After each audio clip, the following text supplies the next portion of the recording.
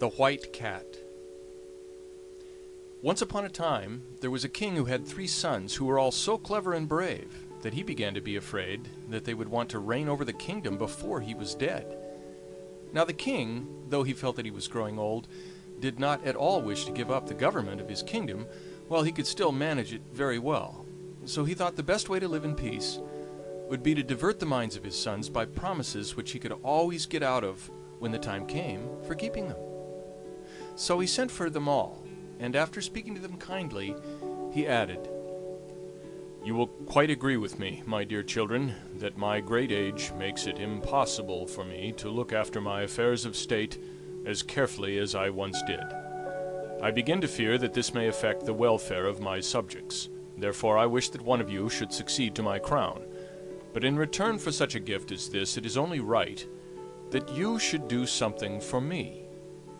Now, as I think of retiring into the country, it seems to me that a pretty lively, faithful little dog would be very good company for me, so without any regard for your ages, I promise that the one who brings me the most beautiful little dog shall succeed me at once."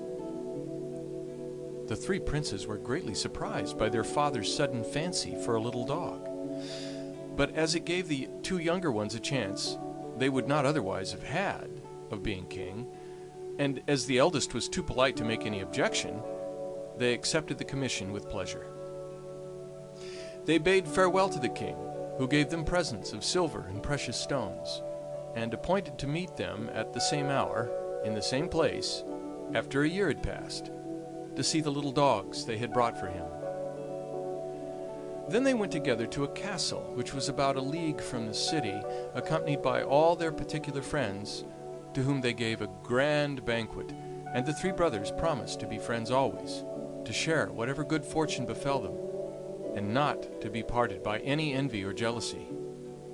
And so they set out, agreeing to meet at the same castle at the appointed time, to present themselves before the king together.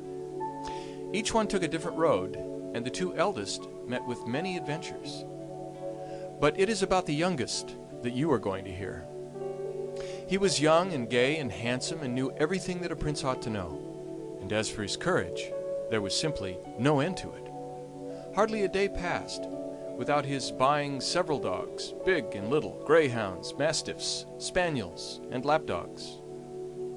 As soon as he had bought a pretty one, he was sure to see a still prettier, and then he had to get rid of all the others and buy that one, as, being alone, he found it impossible to take 30 or 40,000 dogs about with him. He journeyed from day to day, not knowing where he was going, until at last, just at nightfall, he reached a great gloomy forest. He did not know his way, and to make matters worse, it began to thunder, and the rain poured down. He took the first path he could find, and after walking for a long time, he fancied he saw a faint light, and began to hope that he was coming to some cottage where he might find shelter for the night. At length, guided by the light, he reached the door of the most splendid castle he could have imagined. This door was of gold, covered with carbuncles, and it was the pure red light which shone from them that had shown him the way through the forest. The walls were of the finest porcelain in all the most delicate colors, and the prince saw that all the stories he had ever read were pictured upon them. But as he was terribly wet, and the rain still fell in torrents, he could not stay to look about any more, but came back to the golden door. There he saw a deer's foot hanging by a chain of diamonds, and he began to wonder who could live in this magnificent castle. "They must feel very secure against robbers," he said to himself. "What is to hinder anyone from cutting off that chain and digging out those carbuncles and making himself rich for life?" He pulled the deer's foot, and immediately a silver bell sounded, and the door flew open. But the prince could see nothing but numbers of hands in the air, each holding a torch. He was so surprised that he stood quite still, until he felt himself pushed forward by other hands, so that, though he was somewhat uneasy, he could not help going on. With his hand on his sword, to be prepared for whatever might happen, he entered a hall paved with lapis lazuli, while 2 lovely voices sang, The hands you see floating above will swiftly your bidding obey. If your heart dreads not conquering love, in this place you may fearlessly stay." The prince could not believe that any danger threatened him when he was welcomed in this way, so, guided by the mysterious hands, he went toward a door of coral, which opened of its own accord, and he found himself in a vast hall of mother-of-pearl, out of which opened a number of other rooms, glittering with thousands of lights, and full of such beautiful pictures and precious things that the prince felt quite bewildered. After passing through 60 rooms, the hands that conducted him stopped, and the prince saw a most comfortable-looking armchair drawn up close to the chimney corner. At the same moment the fire lighted itself, and the pretty, soft, clever hands took off the prince's wet, muddy clothes and presented him with fresh ones made of the richest stuffs, all embroidered with gold and emeralds. He could not help admiring everything he saw, and the deft way in which the hands waited on him, though they sometimes appeared so suddenly that they made him jump. When he was quite ready, and I can assure you that he looked very different from the wet and weary prince who had stood outside in the rain and pulled the deer's foot, the hands led him to a splendid room, upon the walls of which were painted the histories of Puss in Boots and a number of other famous cats. The table was laid for supper with 2 golden plates and golden spoons and forks, and the sideboard was covered with dishes and glasses of crystal set with precious stones.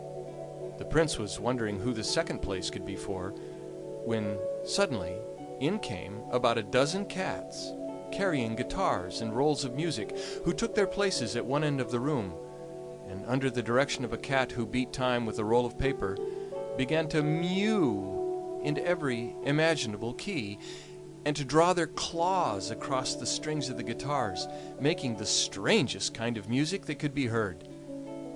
The prince hastily stopped up his ears, but even then the sight of these comical musicians sent him into fits of laughter. "What funny thing shall I see next?" he said to himself, and instantly the door opened, and in came a tiny figure covered by a long black veil. It was conducted by 2 cats wearing black mantles and carrying swords, and a large party of cats followed, who brought in cages full of rats and mice. The prince was so much astonished that he thought he must be dreaming, but the little figure came up to him and threw back its veil, and he saw that it was the loveliest little white cat it is possible to imagine. She looked very young and very sad, and in a sweet little voice that went straight to his heart she said to the prince, "King's son, you are welcome. The Queen of the Cats is glad to see you." "Lady Cat," replied the prince, "I thank you for receiving me so kindly, but surely you are no ordinary pussy cat. Indeed, the way you speak and the magnificence of your castle proves it plainly." "King's son," said the white cat, "I beg you to spare me these compliments, for I am not used to them. But now," she added, "let supper be served, and let the musicians be silent, as the prince does not understand what they are saying." So the mysterious hands began to bring in the supper, and first they put on the table 2 dishes, one containing stewed pigeons, and the other a fricassee of fat mice. The sight of the latter made the prince feel as if he could not enjoy his supper at all. But the white cat, seeing this, assured him that the dishes intended for him were prepared in a separate kitchen, and he might be quite certain that they contained neither rats nor mice. And the prince felt so sure that she would not deceive him that he had no more hesitation in beginning. Presently he noticed that on the little paw that was next him the white cat wore a bracelet containing a portrait, and he begged to be allowed to look at it. To his surprise, he found it represented an extremely handsome young man, who was so like himself that it might have been his own portrait. The white cat sighed as he looked at it, and seemed sadder than ever, and the prince dared not ask any questions for fear of displeasing her. So he began to talk about other things, and found that she was interested in all the subjects he cared for himself, and seemed to know quite well what was going on in the world. After supper they went into another room, which was fitted up as a theater, and the cats acted and danced for their amusement. And then the White Cat said good night to him, and the hands conducted him into a room he had not seen before, hung with tapestry, worked with butterflies' wings of every color. There were mirrors that reached from the ceiling to the floor, and a little white bed with curtains of gauze tied up with ribbons. The Prince went to the bed in silence, as he did not quite know how to begin a conversation with the hands that waited on him.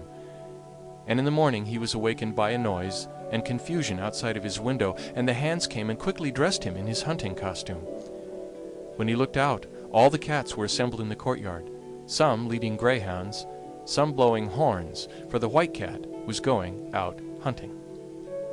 The hands led a wooden horse up to the Prince, and seemed to expect him to mount it, at which he was very indignant. But it was no use for him to object, for he speedily found himself upon its back, and it pranced gaily off with him. The White Cat herself was riding a monkey, which climbed even up to the eagles' nests when she had a fancy for the young eaglets.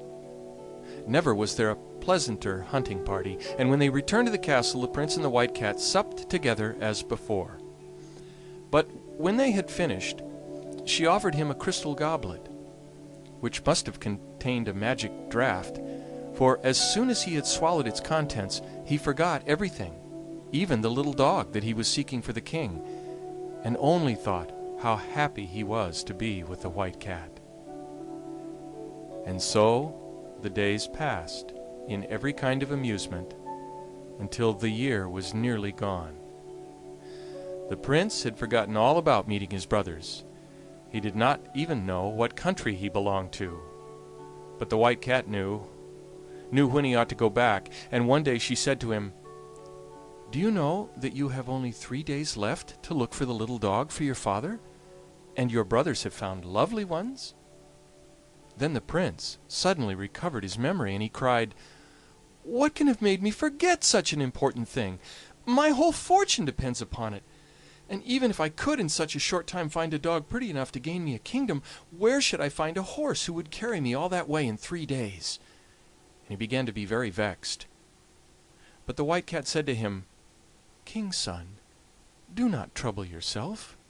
I am your friend, and will make everything easy for you. You can still stay here for a day, as the good wooden horse can take you to your country in 12 hours." "I thank you, beautiful cat," said the Prince, "but what good will it do me to get back if I have not a dog to take to my father?" "See here," answered the White Cat, holding up an acorn. "There is a prettier one in this than in the dog star." "Oh, White Cat, dear," said the Prince, "how unkind you are to laugh at me now." "Only listen," she said, holding the acorn to his ear, and inside it he distinctly heard a tiny voice say, "Wow, wow." Oh, the Prince was delighted, for a dog that can be shut up in an acorn must be very small indeed. He wanted to take it out and look at it, but the White Cat said it would be better not to open the acorn till he was before the king, in case the tiny dog should be cold on the journey. He thanked her 1,000 times, and said goodbye quite sadly when the time came for him to set out. "The days have passed so quickly with you," he said. "I only wish I could take you with me now." But the White Cat shook her head and sighed deeply in answer. After all, the Prince was the first to arrive at the castle, where he had agreed to meet his brothers. But they came soon after, and stared in amazement when they saw the wooden horse in the courtyard jumping like a hunter. The Prince met them joyfully, and they began to tell him all their adventures, but he managed to hide from them what he had been doing, and even led them to think that a turnspit dog which he had with him was the one he was bringing for the king. Fond as they all were of one another, the 2 eldest could not help being glad to think that their dog certainly had a better chance. The next morning they started in the same chariot. The elder brothers carried in baskets 2 such tiny fragile dogs that they hardly dared to touch them. As for the turnspit, he ran after the chariot, and got so covered with mud that one could hardly see what he was like at all. When they reached the palace, everyone crowded round to welcome them as they went into the king's great hall. And when the two brothers presented their little dogs, nobody could decide which was the prettier. They were already arranging between themselves to share the kingdom equally, when the youngest stepped forward, drawing from his pocket the acorn the white cat had given him. He opened it quickly, and there, upon a white cushion, they saw a dog so small that it could easily have been put through a ring. The prince laid it upon the ground, and it got up at once and began to dance. The king did not know what to say, for it was impossible that anything could be prettier than this little creature. Nevertheless, as he was in no hurry to part with his crown, he told his sons that, as they had been so successful the first time, he would ask them to go once again, and seek by land and sea for a piece of muslin so fine that it could be drawn through the eye of a needle. The brothers were not very willing to set out again, but the two eldest consented because it gave them another chance, and they started as before. The youngest again mounted the wooden horse and rode back at full speed to his beloved white cat. Every door of the castle stood wide open, and every window and turret was illuminated, so it looked more wonderful than before. The hands hastened to meet him, and led the wooden horse off to the stable, while he hurried in to find the white cat. She was asleep in a little basket on a white satin cushion, but she very soon started up when she heard the prince, and was overjoyed at meeting him once more. "How could I hope that you would come back to me, king's son?" she said, and then he stroked and petted her, and told her of his successful journey, and how he had come back to ask her help, as he believed that it was impossible to find what the king demanded. The white cat looked serious, and said she must think what was to be done, but that, luckily, there were some cats in the castle who could spin very well, and if anybody could manage it they could, and she would set them the task herself. And then the hands appeared, carrying torches, and conducted the prince and the white cat to a long gallery which overlooked the river, from the windows of which they saw a magnificent display of fireworks of all sorts. After which they had supper, which the prince liked even better than the fireworks, for it was very late, and he was hungry after his long ride. And so the days passed quickly as before. It was impossible to feel dull with the white cat, and she had quite a talent for inventing new amusements. Indeed, she was cleverer than a cat has any right to be. But when the prince asked her how it was that she was so wise, she only said, "King's son, do not ask me. Guess what you please. I may not tell you anything." The prince was so happy that he did not trouble himself at all about the time. But presently the white cat told him that a year was gone, and that he need not be at all anxious about the piece of muslin, as they had made it very well. "This time," she added, "I can give you a suitable escort." And on looking out into the courtyard, the prince saw a superb chariot of burnished gold, enameled in flame color with 1,000 different devices. It was drawn by 12 snow-white horses, harnessed 4 abreast. Their trappings were flame-colored velvet embroidered with diamonds. 100 chariots followed, each drawn by 8 horses and filled with officers in splendid uniforms, and 1,000 guards surrounded the procession. "Go," said the white cat, "and when you appear before the king in such state, he surely will not refuse you the crown which you deserve. Take this walnut, but do not open it until you are before him. Then you will find in it the piece of stuff you asked me for." "Lovely Blanchette," said the prince, "how can I thank you properly for all your kindness to me? Only tell me that you wish it, and I will give up forever all thought of being king, and will stay here with you always." "King's son," she replied, "it shows the goodness of your heart that you should care so much for a little white cat, who is good for nothing but to catch mice. But you must not stay." So the prince kissed her little paw and set out. You can imagine how fast he traveled when I tell you that they reached the king's palace in just half the time it had taken the wooden horse to get there.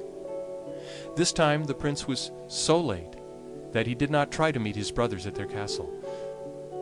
So they thought he could not be coming, and were rather glad of it, and displayed their pieces of muslin to the king proudly, feeling sure of success. And indeed the stuff was very fine, and would go through the eye of a very large needle. But the king, who was only too glad to make a difficulty, sent for a particular needle, which was kept among the crown jewels, and had such a small eye that everybody saw at once that it was impossible that the muslin should pass through it. The princes were angry, and were beginning to complain that it was a trick, when suddenly the trumpet sounded and the youngest prince came in. His father and brothers were quite astonished at his magnificence, and after he had greeted them he took the walnut from his pocket and opened it, fully expecting to find the piece of muslin, but instead there was only a hazelnut. He cracked it, and there lay a cherry stone. Everybody was looking on, and the king was chuckling to himself at the idea of finding the piece of muslin in a nutshell. However, the prince cracked the cherry stone, but everyone laughed when he saw it contained only its own kernel. He opened that, and found a grain of wheat, and in that was a millet seed. And then he himself began to wonder, and muttered softly, "White cat, White Cat, are you making fun of me?" In an instant he felt a cat's claw give his hand quite a sharp scratch, and hoping that it was meant as an encouragement, he opened the millet seed, and drew out of it a piece of muslin 400 ells long, woven with the loveliest colors and most wonderful patterns, and when the needle was brought it went through the eye 6 times with the greatest of ease. The king turned pale, and the other princes stood silent and sorrowful, for nobody could deny that this was the most marvelous piece of muslin that was to be found in the world. Presently the king turned to his sons and said with a deep sigh, "Nothing could console me more in my old age than to realize your willingness to gratify my wishes. Go then, once more, and whoever at the end of a year can bring back the loveliest princess shall be married to her, and shall without further delay receive the crown, for my successor must certainly be married." The prince considered that he had earned the kingdom fairly twice over, but still he was too well bred to argue about it, so he just went back to his gorgeous chariot, and surrounded by his escort returned to the White Cat faster than he had come. This time she was expecting him. The path was strewn with flowers, and 1,000 braziers were burning scented woods which perfumed the air. Seated in a gallery from which she could see his arrival, the White Cat waited for him. "Well, king's son," she said, "here you are once more, without a crown." "Madam," said he, "thanks to your generosity I have earned one twice over, but the fact is that my father is so loath to part with it that it would be no pleasure to me to take it." "Never mind," she answered. "It's just as well to try and deserve it. As you must take back a lovely princess with you next time, I will be on the lookout for one for you. In the meantime, let us enjoy ourselves. Tonight I have ordered a battle between my cats and the river rats on purpose to amuse you." So this year slipped away even more pleasantly than the preceding ones. Sometimes the prince could not help asking the White Cat how it was she could talk. "Perhaps you are a fairy," he said, "or has some enchanter changed you into a cat?" But she only gave him answers that told him nothing. Days go by so quickly when one is very happy that it is certain the prince would never have thought of its being time to go back, when one evening as they sat together the White Cat said to him that if he wanted to take a lovely princess with him the next day, he must be prepared to do what she told him. "Take this sword," she said, "and cut off my head." "I," cried the prince, I cut off your head? Blanchette, darling, how could I do it?" "I entreat you to do as I tell you, King's son," she replied. The tears came into the prince's eyes as he begged her to ask him anything but that, to set him any task she pleased as a proof of his devotion, but to spare him the grief of killing his dear pussy.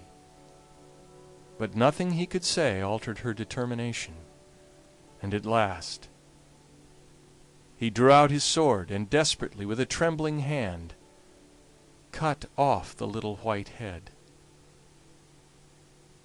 But imagine his astonishment and delight when suddenly a lovely princess stood before him, and while he was still speechless with amazement, the door opened and a goodly company of knights and ladies entered, each carrying a cat's skin. They hastened with every sign of joy to the princess, kissing her hand and congratulating her on being once more restored to her natural shape. She received them graciously, but after a few minutes begged that they would leave her alone with the prince, to whom she said, "You see, Prince, that you were right in supposing me to be no ordinary cat. My father reigned over 6 kingdoms. The queen, my mother, whom he loved dearly, had a passion for traveling and exploring, and when I was only a few weeks old, she obtained his permission to visit a certain mountain of which she had heard many marvelous tales, and set out, taking with her a number of her attendants. On the way they had to pass near an old castle belonging to the fairies. Nobody had ever been into it, but it was reported to be full of the most wonderful things, and my mother remembered to have heard that the fairies had in their garden such fruits as were to be seen and tasted nowhere else. She began to wish to try them for herself, and turned her steps in the direction of the garden. On arriving at the door, which blazed with gold and jewels, she ordered her servants to knock loudly, but it was useless. It seemed as if all the inhabitants of the castle must be asleep or dead. Now, the more difficult it became to obtain the fruit, the more the queen was determined that have it she would. So she ordered that they should bring ladders and get over the wall into the garden. But though the wall did not look very high, and they tied the ladders together to make them very long, it was quite impossible to get to the top. The queen was in despair, but as night was coming on, she ordered that they should encamp just where they were, and went to bed herself, feeling quite ill, she felt so disappointed. In the middle of the night she was suddenly awakened, and saw to her surprise a tiny, ugly old woman seated by her bedside, who said to her, "I must say that we consider it somewhat troublesome of your majesty to insist upon tasting our fruit, but to save you annoyance, my sisters and I will consent to give you as much as you can carry away, on one condition, that is, that you shall give us your little daughter to bring up as our own." "Oh, my dear madam," cried the queen, "is there nothing else that you will take for the fruit? I will give you my kingdoms willingly." "No," replied the old fairy, "we will have nothing but your little daughter. She shall be as happy as the day is long, and we will give her everything that is worth having in fairyland. But you must not see her again until she is married." "Though it is a hard condition," said the queen, "I consent, for I shall certainly die if I do not taste the fruit, and so I should lose my little daughter either way." So the old fairy led her into the castle, and though it was still the middle of the night, the queen could see plainly that it was far more beautiful than she had been told. "Which you can easily believe, Prince," said the White Cat, "when I tell you that it was this castle that we are now in." "Will you gather the fruit yourself, Queen?" said the old fairy, "or shall I call it to come to you?" "Oh, I beg you to let me see it come when it is called," cried the queen. "That will be something quite new." The old fairy whistled twice, and then she cried, "Apricots, peaches, nectarines, cherries, plums, pears, melons, grapes, apples, oranges, lemons, gooseberries, strawberries, raspberries. Come!" And in an instant they came tumbling in one over another, and yet they were neither dusty nor spoilt, and the queen found them quite as good as she had fancied them. You see, they grew upon fairy trees. The old fairy gave her golden baskets in which to take the fruit away, and it was as much as 400 mules could carry. Then she reminded the queen of her agreement, and led her back to the camp, and next morning she went back to her kingdom. But before she had gone very far, she began to repent of her bargain, and when the king came out to meet her, she looked so sad that he guessed that something had happened, and asked what was the matter. At first the queen was afraid to tell him, but when, as soon as they reached the palace, 5 frightful little dwarfs were sent by the fairies to fetch me, she was obliged to confess what she had promised. The king was very angry, and had the queen and myself shut up in a great tower and safely guarded, and drove the little dwarfs out of his kingdom. But the fairies sent a great dragon, who ate up all the people he met, and whose breath burnt up everything as he passed through the country. And at last, after trying in vain to rid himself of this monster, the king, to save his subjects, was obliged to consent that I should be given up to the fairies. This time they came themselves to fetch me, in a chariot of pearl drawn by seahorses, followed by the dragon, who was led with chains of diamonds. My cradle was placed between the old fairies, who loaded me with caresses, and away we whirled through the air to a tower which they had built on purpose for me. There I grew up, surrounded with everything that was beautiful and rare, and learning everything that is ever taught to a princess, but without any companions but a parrot and a little dog who could both talk, and receiving every day a visit from one of the old fairies, who came mounted upon the dragon. One day, however, as I sat at my window, I saw a handsome young prince, who had seemed to have been hunting in the forest which surrounded my prison, and who was standing and looking up at me. When he saw that I observed him, he saluted me with great deference. You can imagine that I was delighted to have someone new to talk to, and in spite of the height of my window, our conversation was prolonged till night fell. Then my prince reluctantly bade me farewell. But after that he came again many times, and at last I consented to marry him. But the question was, how was I to escape from my tower? The fairies always supplied me with flax for my spinning, and by great diligence I made enough cord for a ladder that would reach to the foot of the tower. But, alas, just as my prince was helping me to descend, the crossest and ugliest of the old fairies flew in.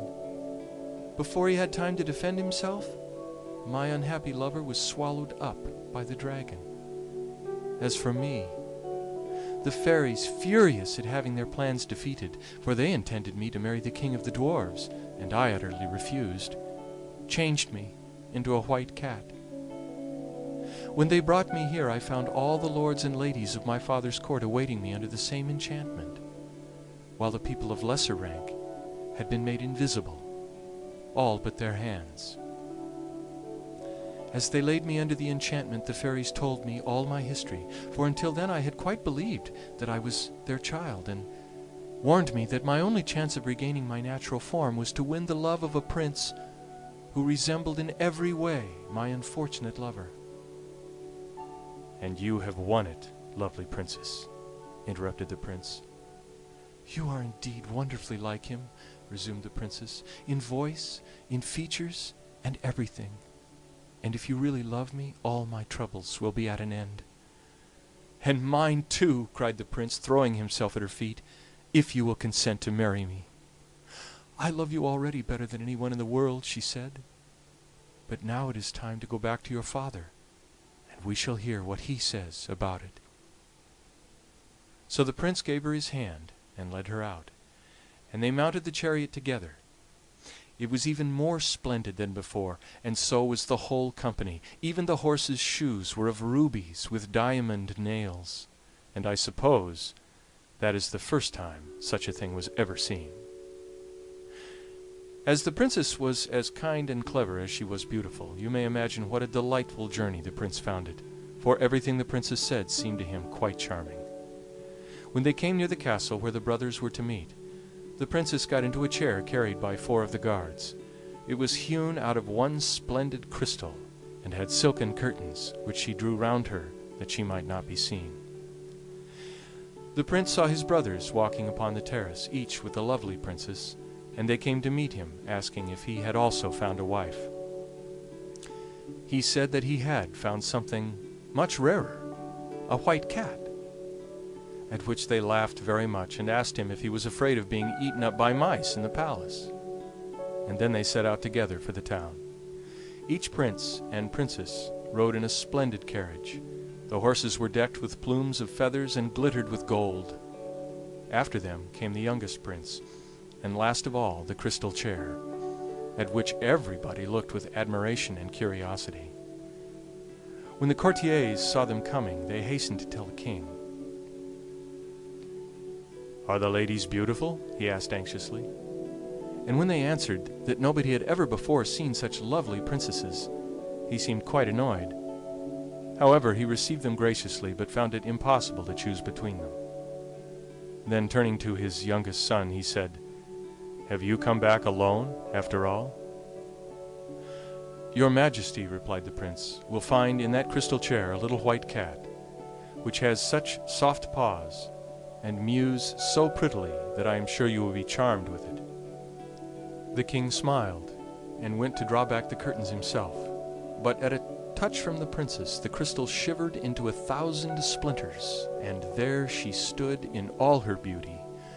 Her fair hair floated over her shoulders and was crowned with flowers, and her softly falling robe was of the purest white. She saluted the king gracefully, while a murmur of admiration rose from all around. "Sire," she said, "I am not come to deprive you of the throne you fill so worthily. I have already 6 kingdoms. Permit me to bestow one upon you and upon each of your sons. I ask nothing but your friendship and your consent to my marriage with your youngest son. We shall still have 3 kingdoms left for ourselves." The king and all the courtiers could not conceal their joy and astonishment, and the marriage of the 3 princes was celebrated at once. The festivities lasted several months, and then each king and queen departed to their own kingdom and lived happily ever after.